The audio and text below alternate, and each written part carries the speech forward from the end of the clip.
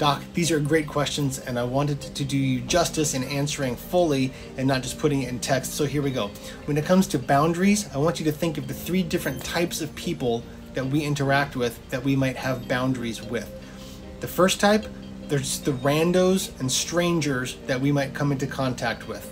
And those boundaries go up fast, and they go up strong, and they go up guilt-free, right? The people who come at me on social media, if they're rude or insulting or they're just trying to attack me, those boundaries go up like that. I have no vested interest in them. I don't have to tolerate them. I don't have to allow them in my space. Guilt-free boundary, it's super fast, it's super strong. The second kind of person that we deal with are the people that we give access to our lives because we know them and we trust them. The people who will give us honest feedback. We might not always like it, but we have these certain people in our lives that we let speak into our lives. And with those kinds of people, we don't have to have the same kinds of boundaries or worry about things because we give them permission to speak. We let them in because they are safe people.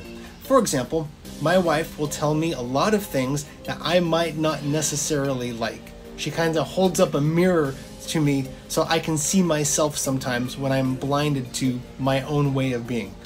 I don't always like it. Sometimes it rubs me the wrong way, but after a while I'll say to myself, oh man, you know what?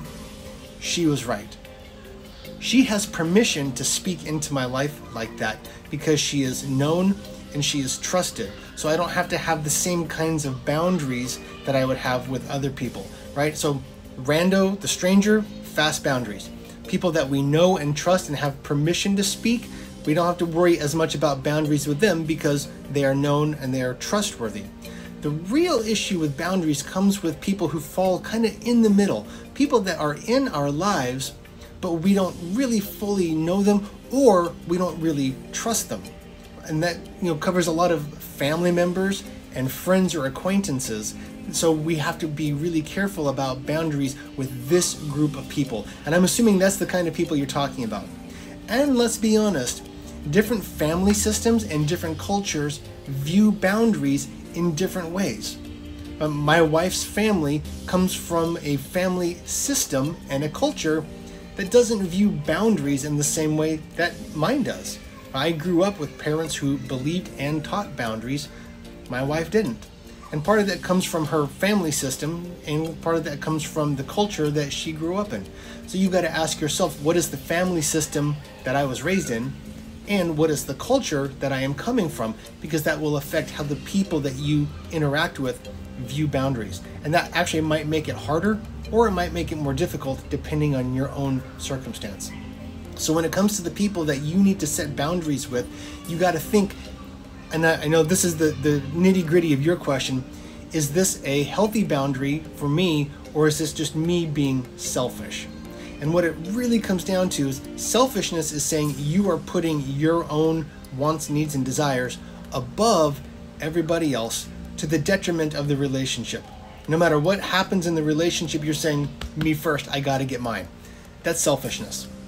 A boundary is saying, for my own well-being, for my mental health, for my peace of mind, I am going to say, this is my boundary, and I am not going to move past it, and I am not going to let you into it. And that can be a hard thing, like I said, depending on the family system and culture, but a healthy boundary is not selfish, it's protecting your peace and your space. Now, outsiders might see it as being selfish if they are not used to you inserting yourself and your boundaries. But it is a healthy thing to do, and I think that you can do it. Sometimes it's a growing and stretching process. And here's the kicker.